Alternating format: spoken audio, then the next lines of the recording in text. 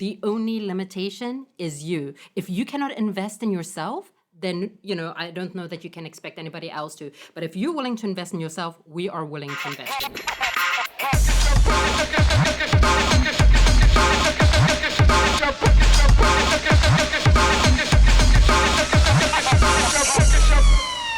Welcome to Your Career Revolution podcast, the place where you can learn how to reimagine and reclaim the life of your dreams.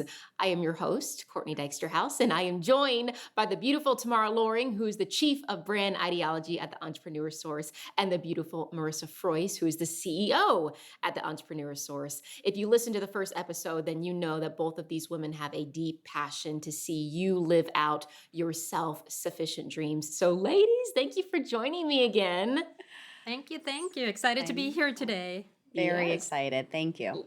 Likewise. All right, so this podcast, it is based on a book. It is called Your Career Revolution. And over the next 6 episodes, yes, Tamara has the book right there. So over the next 6 episodes, we are going to continue breaking down this book chapter by chapter. That way, by the end, you can start experiencing success and turn your dreams into a reality. This is real life, guys. You can make this happen. So if you have not listened to that first episode, I want you to stop right here, put a little pause, put a little pin, go listen to the first episode, and then join us when you are done, because today we are talking about the You 2.0 that is ready to be unleashed. Gosh, I'm ready for this one. I'm excited. So let me ask this first question. We're going to start by talking about success. Oh, success. It's a very big word.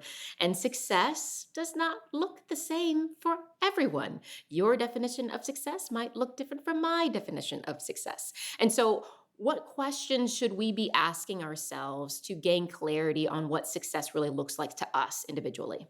Yeah, so I'll take that one. And that's absolutely right, Courtney. So it looks different for everyone. We have 3 really simple questions that you could ask yourself to gain further clarity about what this looks like for you. So question number 1, what does success look like for you?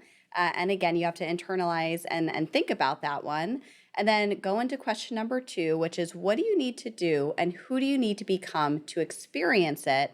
And then that last question is what does your You 2.0 look like? That's great. When you ask yourself this question, I don't know if you guys know Enneagrams, but my husband is an Enneagram 5. And Enneagram 5, basically, they're all in their heads. It's very hard for them to communicate, put on paper, like what they really want. And so what would you encourage someone to do if they're like, gosh, yes, I need to define these things, but this is challenging for me? 1, how much time should they give themselves? Then 2, what are some ways to kind of bring out those real answers for themselves?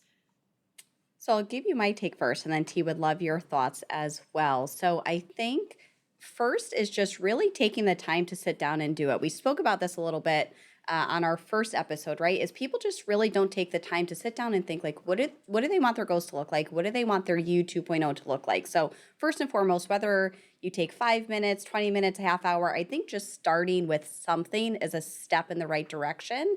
And then the other thing I'll reference going back to episode 1 is thinking about that full picture. And we spoke about that in income, lifestyle, wealth, and equity goals. And I think it's important to consider all 4 of those and not just think about one aspect of what you want that to look like, but really dream big and take the time to do it.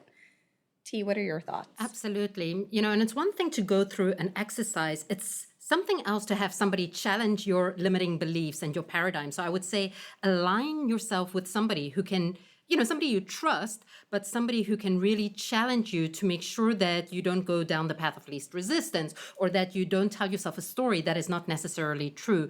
For me, I know having mentors and coaches in my life has changed everything. So don't feel like you need to figure it out all by yourself.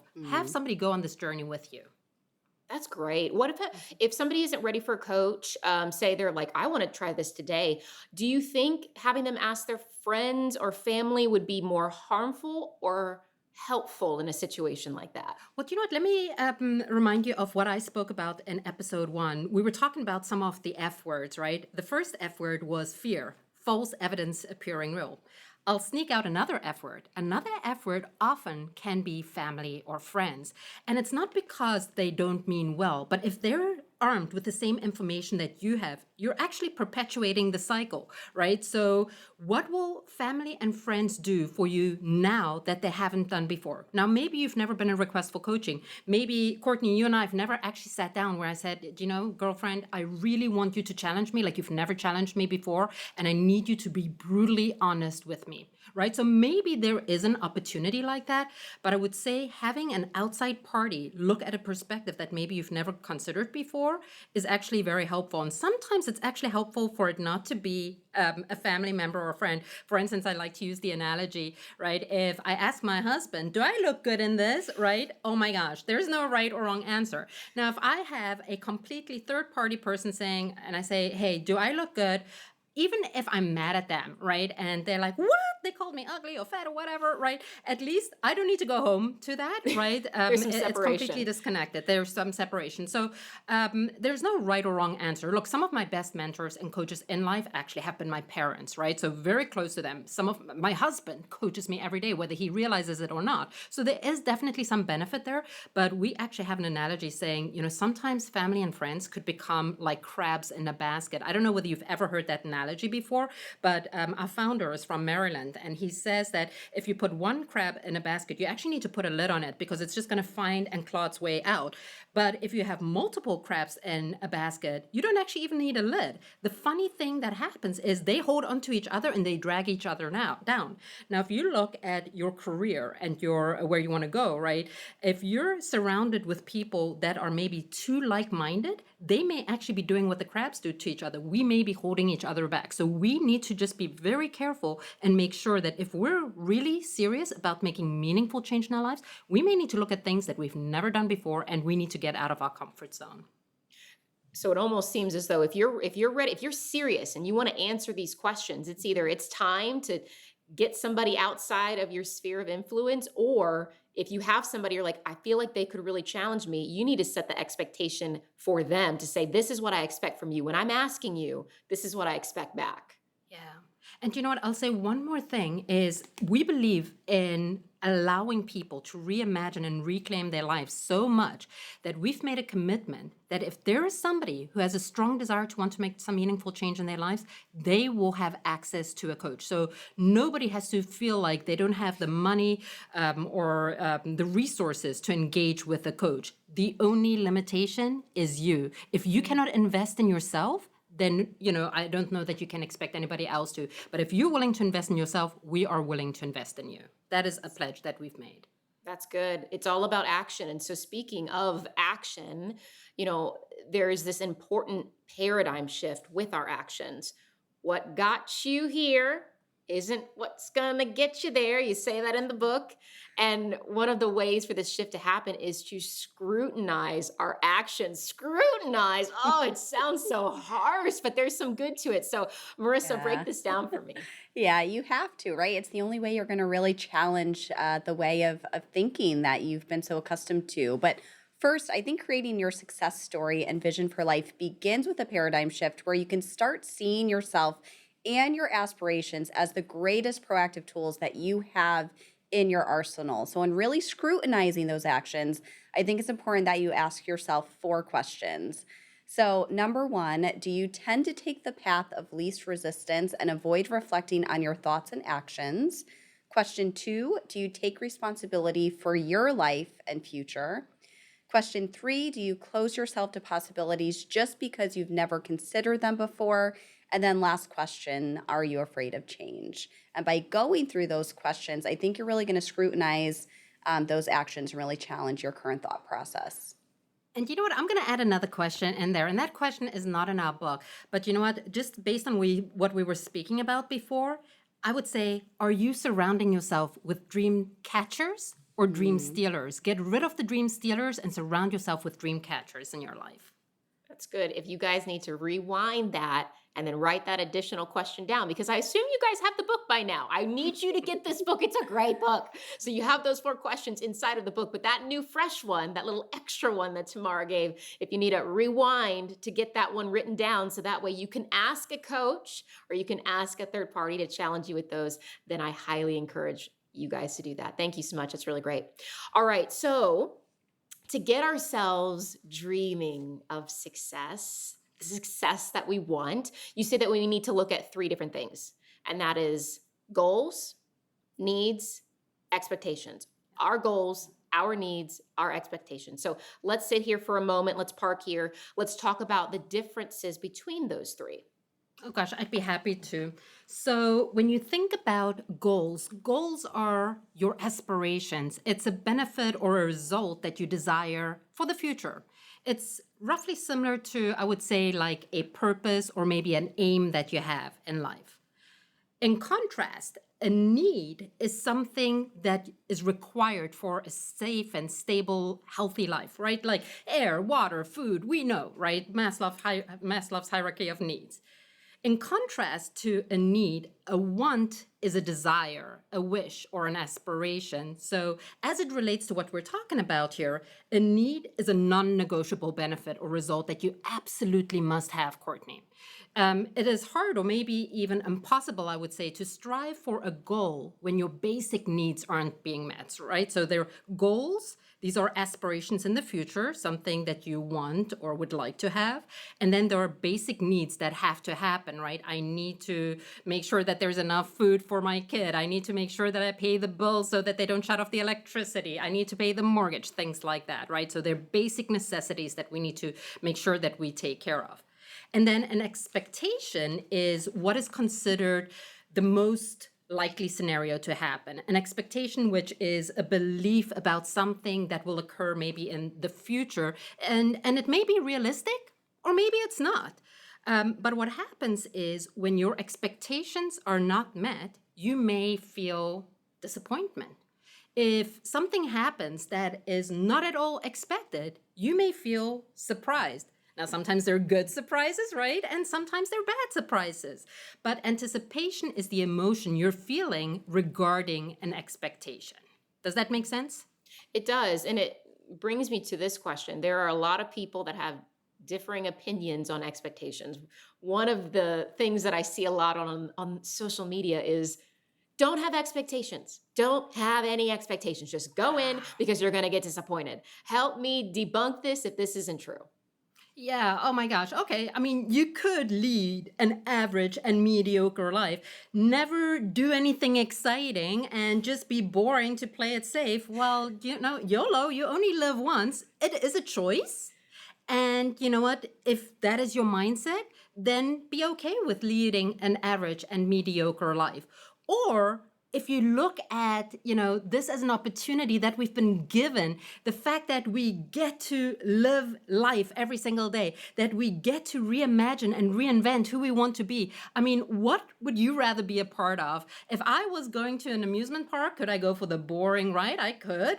Or could I go for the thrill ride of my lifetime? Absolutely, right? So if you're going to get on that roller coaster, just make sure it doesn't turn into a nightmare, but the best thing that has ever happened to you. So start with your mindset. What are you thinking if you're telling yourself don't have expectations, that way you can't get disappointed? To me, oh my gosh.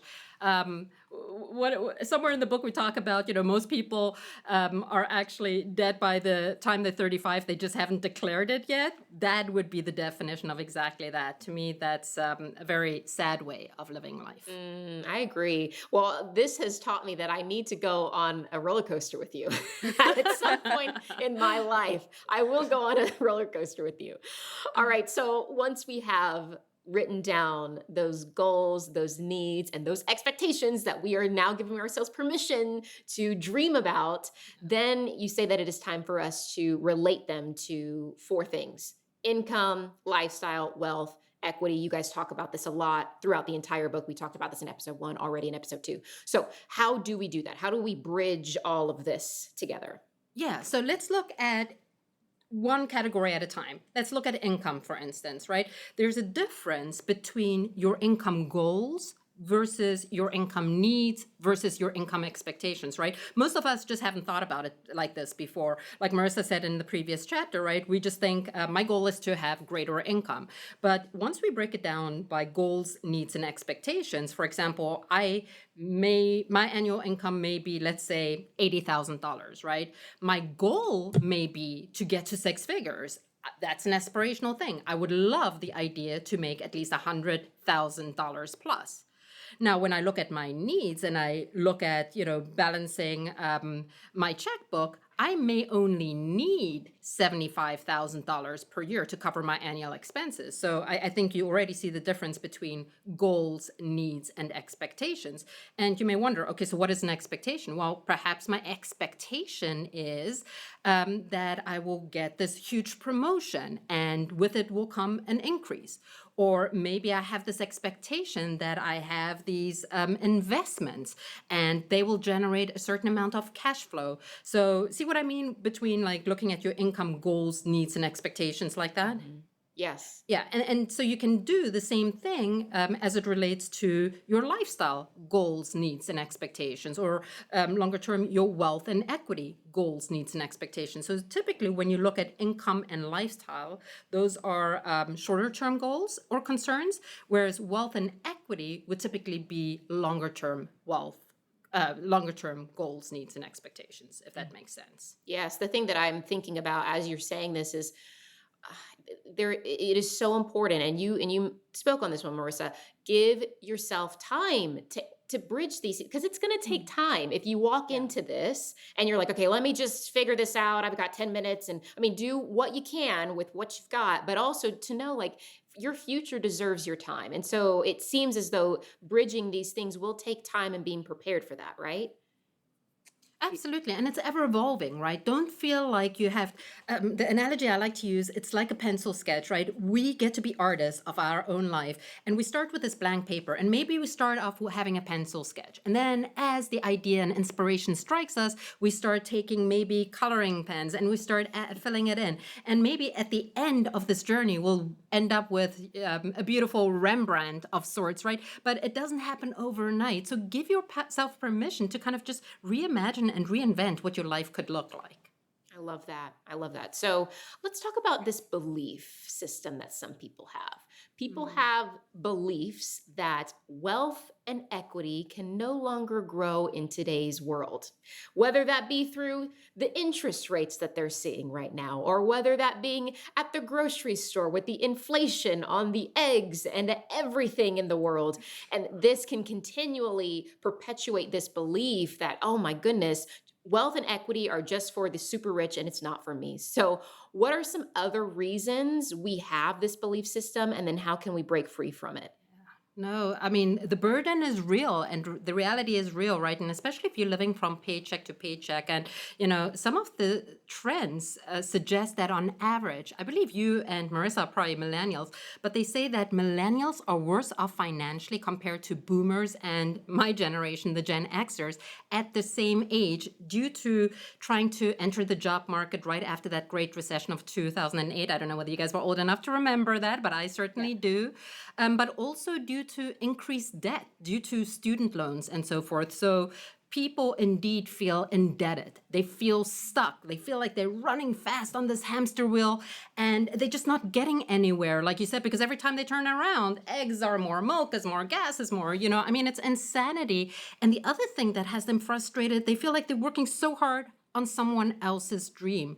And even for those who have the ability to maybe put some money aside for retirement, like in funds like 401ks, they get so discouraged, I would say, because many, if you look at those accounts, many of them are doing anything positive, they're barely growing. So all of these things aren't exactly heartwarming, right? It kind of makes you wonder what it may be like for my kids. And Marissa, your kids, right? The Gen Zers of the world. So, Courtney, I think your question is very valid because it feels like, what do you say? I have no expectations. We might as well just, give up. But no, that is not the case. You should ask yourself what you can do to break away from this belief system that wealth and equity can no longer grow. It is not just for the super rich. Trust me, right? And I would say a good first step would be to take inventory to see whether you rely mostly on reactive strategies or proactive strategies.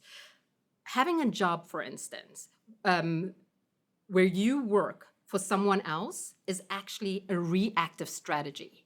Having a financial advisor or a company administer your retirement funds is a reactive strategy. So I'm not saying don't save for retirement, but what I'm very, very passionate about is the fact that you have to figure out a way to shift from solely reactive strategies to, at the very least, incorporate some proactive strategies.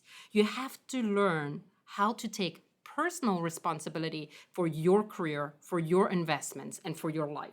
And the good news is, and that is why you're listening to this podcast, is we get to choose how we shape our future. You may not see it yet, but trust me, we all have the opportunity to create wealth and equity for ourselves and to create a legacy. And oh my goodness, once you do, and I think you guys can sense the excitement, there is no feeling like it. That is what I think it feels like to be empowered. This is what it feels like to actually experience freedom. I think when anybody's listening right now, whether they're watching you or just listening, they're like, whatever they have, I want it. So if Tamara is saying that this is possible for me, then I'm going to believe it and I'm going to go after it. Oh, so true. Trust me, work I'm just with an everyday person, right? So yeah, no. If it can happen to me, trust me, there's nothing special about me. It can happen to you too. You just need to be open to it. I love that. Marissa, you were going to say something. Yeah, I was going to say, I work with T every day and I get to experience this. And even every day getting to experience it, I always leave our meetings and our sessions feeling just as energized as I hope everyone out there listening is feeling right now. So That's great. I just love it. Oh, I'm sure they are. At least I am. They are. There's no coffee in my veins. So this is pure adrenaline right now. So in this chapter, there are two big questions to ask ourselves when we want to paint the picture of the future that we want, the future we want to see. And I love that analogy that you're using of drawing and then maybe coloring in. So what are those two questions that we should be asking ourselves? Yeah, so I feel like I'm the lady with the questions today, but this is another great question. And also remember, this is only going to work if you're honest with yourself when answering these questions. So the first question is, how would you describe your feelings about your present career? And then the second question to follow that is, what do you want more of in your life personally and professionally? And conversely, what do you want less of as well? So with that, I'm assuming that would be one that you also want to really spend time working through that with somebody. And if so, like, I kind of want to even just give an example of what would that conversation look like in order to get to those answers. I think a good place to start with that, right? When you're thinking about the future and you're talking about things like describing your feelings about your present career and what do you want more of in your life personally and professionally, I think you really have to look within first and have an understanding as to what's happening today and what do you want to see change, right? If you're not able to answer those questions in a positive way or you see some big gaps that you want to be able to fill in the future, for me, I think that's a really good place to start because you want to go from where you are to dreaming big and that future you want to get to. So for me, that's a good place to start with. But T, would love your thoughts on that as well. Gosh, yeah, no, I don't think I have anything. For once, I don't have anything to add. Okay. I agree That's great. 100%. Yeah, I think you got me to the point where I was just dreaming about this better future because you're right. If you can't dream, then I need to check your pulse. So, Yeah, for sure. You have me, my headphones are getting thrown off in the spirit, man. I'm getting moved. So once we dial in the answer to those two questions, then how can we use those two answers to start creating a clear picture of our dreams? Yeah, so I think, again, I'm going to throw some more questions out there because I great. think it's going to help just dig a little deeper and really take it down to that next level. So, here to keep layering on, here's four more questions to kind of ask yourself and do that gut check. So, first is if you look 5 years out from now, if you're staying on your current career path, how do you see your options? The second question is how do you see yourself achieving financial independence? Question 3, what are your biggest concerns about changing careers? And then that last question, if you knew you couldn't feel, so again, dreaming big, what career would you choose? Mm. Out of all those three questions, what do you feel like is the hardest for people to answer, or the one that you feel like is the biggest pain point? Oh gosh, that's a great question. I don't know. I That's don't know. okay. yeah, I think it's the feeling hopeless, right? So it's Yeah. like maybe you picked a career and you've got some experience in it, right? For instance, for me, I picked hospitality. And once I was in it, I started getting discouraged, thinking, I don't want to live the rest of my life like that. And I was warned. My parents come from the food and beverage industry. And my dad said, you can be anything you want in this life. I'll pay for your college. And I said, okay, I'll do hospitality. And he's like, anything but that. Have you not seen how we live? Right? We work when other people have holidays, vacations. Forget about weekends. Forget about a normal life. And yet, I think that was my comfort zone. That is what I picked.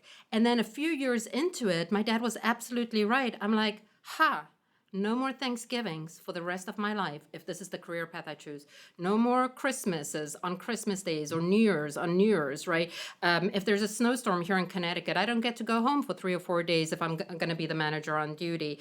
But yet that was my chosen profession. But when I tried to look at what else I could do, I came up with this big nothing. I had no idea where to even start. So I think people just don't see how their skills are transferable. They don't know where to start because they're not armed with the information yet.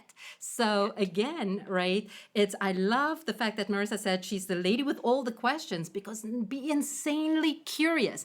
And when you don't have the answer yet, say, but how did other people figure it out? I certainly cannot be the only one on the planet who's feeling like this. And if you remember from chapter 1, you're not. 75% of the adult population has this desire to want to be self-sufficient, but most are scared to death about being self-employed, being in business for themselves, and they have no idea how to move forward. But that's why you're listening to this podcast. So right. Bit by bit, we can help you chip away at that. Yeah. Bit by bit, inch by inch. And I asked that question because I feel like what you mentioned, that is what is so important for people to feel as though they are not alone, even in the struggle of answering these questions. It's like, oh gosh, I'm probably the only one that's struggling to be able to get something out, or I'm struggling with this.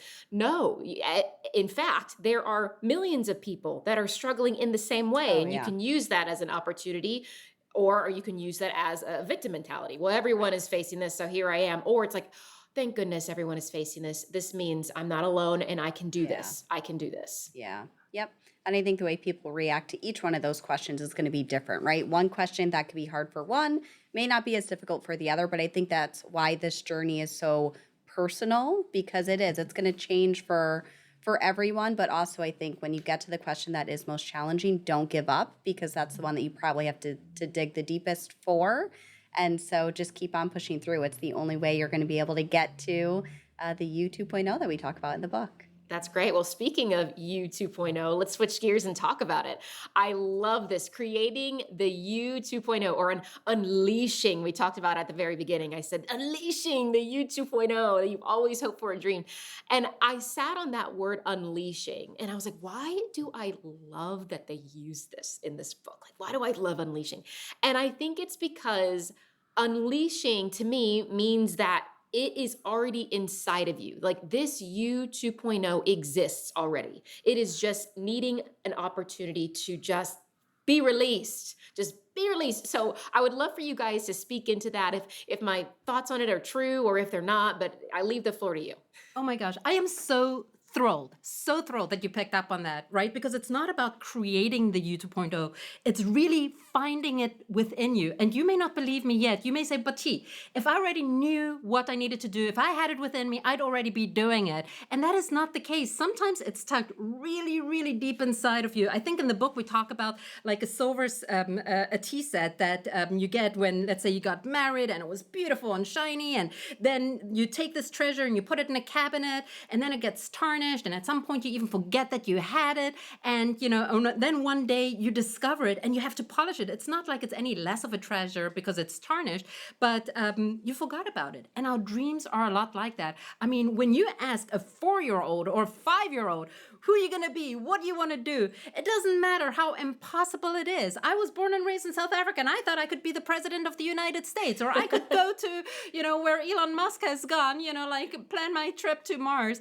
But it's because failure was not an option. And then as adults, we start becoming realistic, and we start getting stuck in the grind and the day to day and paying bills, and we lose sight of these bigger aspirations we had. They're there, but it will take a lot of questions, a lot of soul searching, a lot of honesty with yourself. And you need to know whether you're ready to make that meaningful change in your life or not. But you're absolutely right. It's not about creating it, it's about unleashing it. I love that you just brush off your beautiful china, the beautiful piece of yourself that is there, and present it to not only yourself, but to the world. This is great. So I know that we have to ask ourselves this very important question. And that question is, if you look at your life a year from today, what has to have happened during that time period, both personally and professionally, for you to be happy with your progress? I'm going to say this one more time for people so they can get it in. If you look at your life a year from today, what has to have happened during that time period, both personally and professionally, for you to be happy with your progress? Break this question down for me. Why is this such an important question to ask ourselves when creating a new version of ourselves? Well, as you've probably already figured out, I absolutely love this question. As a matter of fact, at the Entrepreneur Source, we've even decided to call it the empowerment question because it really helps you develop a vision for your future. It helps you figure out some incremental steps to take towards that dream that we were just talking about. If you really give this question some time and you reflect on it, it can actually become your vision, your North Star. And the other thing I like about it is rather than getting overwhelmed by life and the lofty goal that we maybe have once set for ourselves, and now we're disenchanted by the fact that we haven't achieved it and we're beating ourselves up for not living the fullest life we could have done. This question helps us celebrate progress, not perfection, baby steps towards our dream, because it says what has had to have happened, both personally and professionally, in this next year for you to be happy with your progress, not for you to have life figured out, right? Not for you to have arrived, but just simply what has to happen in the next 12 months for you to be happy with your progress. That's important because I've heard and read that if we are making goals that are so broad and so far away, we become paralyzed in making any type of movement toward it because we feel like it is just so unattainable. And so I love that you paint this picture of what does it need to look like different next year. That is far 12 months is so much more attainable than 12 years. Oh, gosh. And then just, the beauty of the compound effect, right? Do that 12 months after 12 months after 12 months after 12 months. Before you know it, you're looking back 10 years and you're like, whoa, it almost seems like a miracle. It almost feels like overnight. If you speak to successful people today and you're like, how did you do it? You realize that it was those small, tiny, seemingly insignificant habits or steps they took that seemed rather unglamorous, but compounded over time. Magic. Powerful. Yeah. That's good. All right. So I want to spend the rest of our time talking about 3 aspects that we must identify when we are unleashing a 2.0 version of ourselves. What are those 3 aspects and why are they so important? Yeah, creating a new version of yourself, that you 2.0 that you talked about, requires you to really identify 3 aspects in your life. Your dangers, here's the book, your dangers, your opportunities, and your strengths. As you can see, my book is earmarked and highlighted, and oh my gosh, I use this as a daily guide. So let me make some of these come to life for you. So dangers are those things that keep you up at night, right? It doesn't feel good. These are the obstacles and issues that you may face right now and or in the future. These are the things that give you that pit in the stomach. These are the things that you worry about and you feel sometimes like you don't have any options or control. And, let me give you a few examples, right? Many of the people we speak to are concerned. They worry how long they will be employable, or some are even have been looking for a job and they haven't been able to find anything. So they wonder whether they're still employable and how long they can afford to go without a job.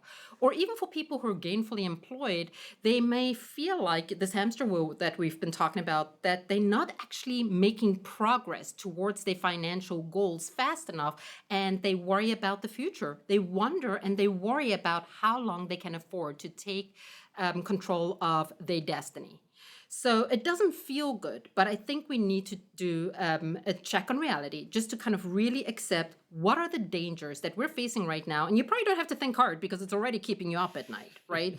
So once we take a gut check there, the next thing is to think about opportunities. And these are the circumstances or possibilities in our lives that motivate us. These are the things that get us excited. This is the stuff that,